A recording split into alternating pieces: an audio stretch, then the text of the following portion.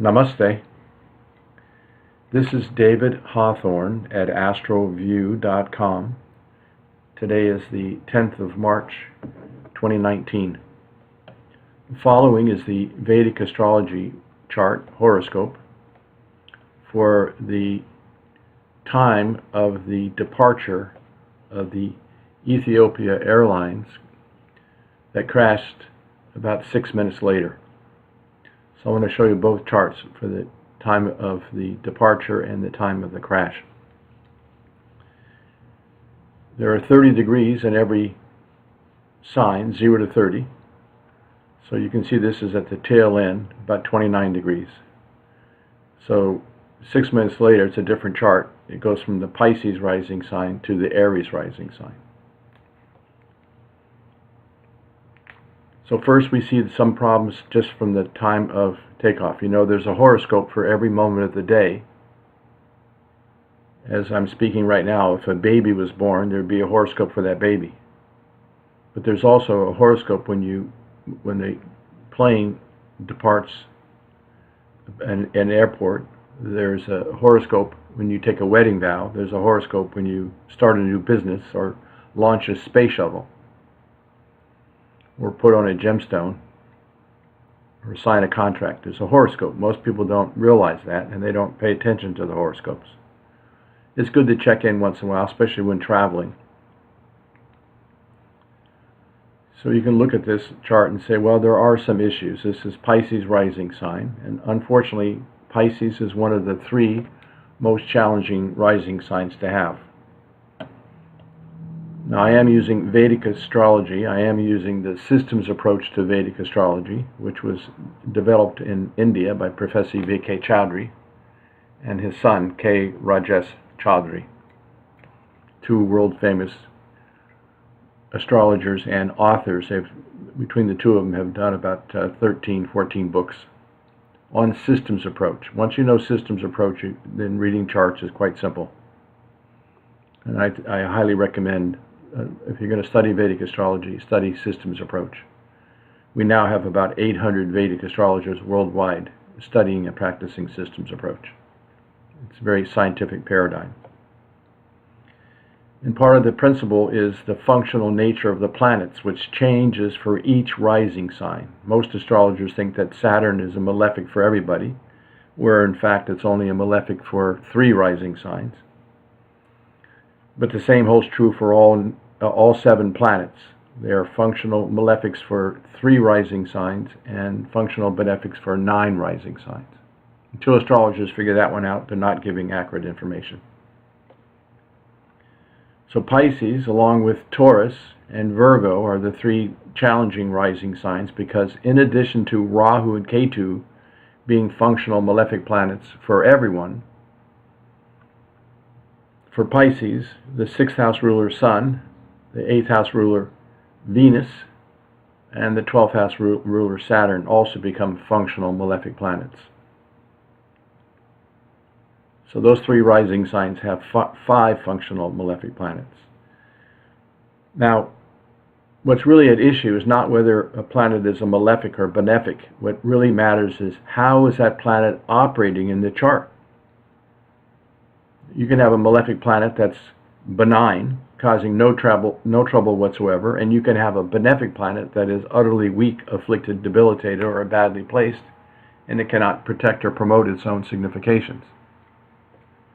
So we have to use some logic to figure out what's going on, but it gets there.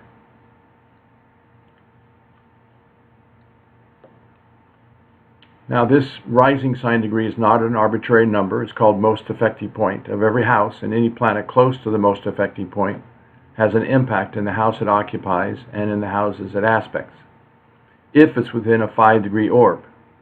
So in this case, it starts about 24 degrees, and it goes up to 4 degrees in the next sign, most effective point. So if it starts about 24 degrees, and that really says that Saturn, which rules the 12th house of losses, and Sun, which rules the 6th house of conflict and fire and accidents. So those 2 are a little bit close to the rising sign degree, so they do cause some adverse effects.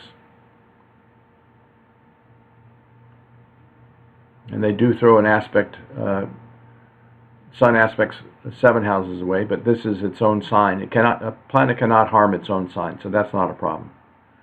But it does cause some pinch in the 12th house of foreign lands, and losses and expenses and end of life.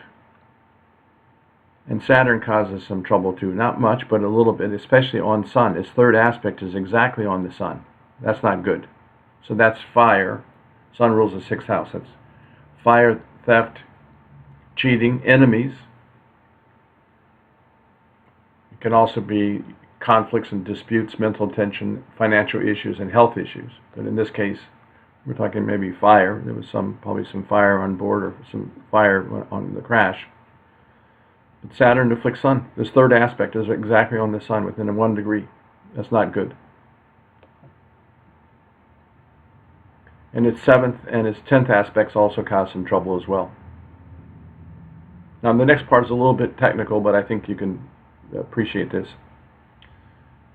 It looks like Rahu and Ketu are not anywhere near 29, but they are, because you go 29, 30, 0, 1. So this 5-degree orb goes up to 4 degrees in the next house, where they're at 1 degree. So they're clearly within the 5-degree orb. Now this most effective point, 29 degrees, is applicable in every house. So the most effective point of this house would be up here at 29 degrees. The most effective point of this house is 29 degrees. So mentally you have to pull this Ketu back here. His influence is really right here. And that same thing with Rahu. His influence is right here. So they're technically afflicting from this, they're operating out of these houses here, the 4th and 10th, which is property and conveyances, and the 10th, which is karma.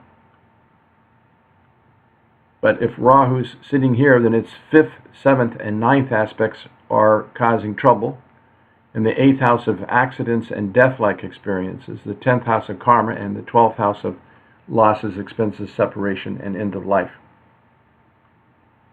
And then Ketu's influence would be here, so it's afflicting the 2nd house of continuation of family life, causing discontinuation of family life. Its 7th aspect afflicts the 4th house, which is connected with property and conveyances or transportation. And its 9th aspect afflicts the house of enemies and disputes, fire, theft, and accidents. Both the 6th and the 8th house are connected with accidents. So that was the time of takeoff, and Ketu was the operating planet. Ketu can be fire and past life karmas, that type of thing.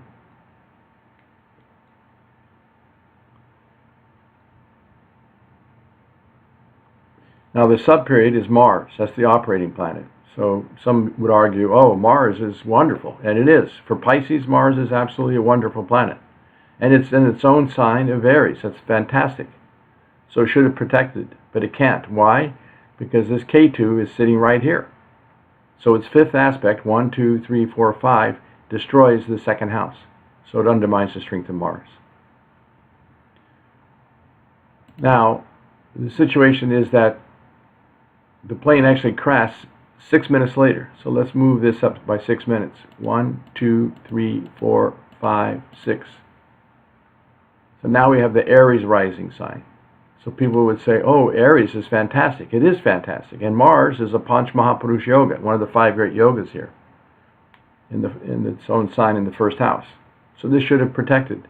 But here's why it didn't protect. Look at Rahu and Ketu. Where are they? They're at 1 degree. What is the ascendant degree? 1 degree. So this means this is a 100% affliction of Rahu and Ketu in the houses they occupy and in the houses they aspect. So Rahu is afflicting that 4th house, conveyances, transportation. It's afflicting the 8th house, accidents and death-like experiences. The 10th house of karma. The 12th house, losses, expenses, separations, ends of life. And Ketu is afflicting the 10th house of karma, and the 2nd house of continuation of family life, causes discontinuation of family life. It afflicts the house of conveyances and transportation, and it afflicts the house of fire, theft, cheating, enemies. There may be some enemies involved or something, or it could just be some mechanical failure. But the problem is Rahu and Ketu afflicting 6 of the 12 houses. Mercury also is a functional malefic planet for Aries. It rules the 6th house. And it's also within the 5-degree orb of the most affecting point. In this case, it would start about 26 degrees in the house before and go up to 6 degrees. So Mercury is afflicting the 12th house of foreign lands and losses.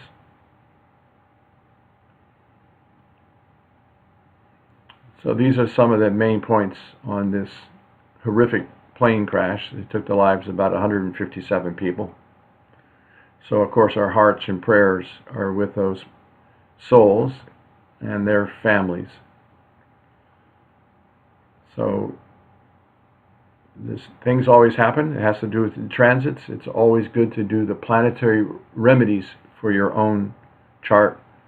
And we could have some attention on the time of a plane departure or if you're going to go on a long distance trip, for example, then we can just adjust the chart until you find where Rahu and Ketu are not afflicting the houses, signs, and planets. Namah Shivaya.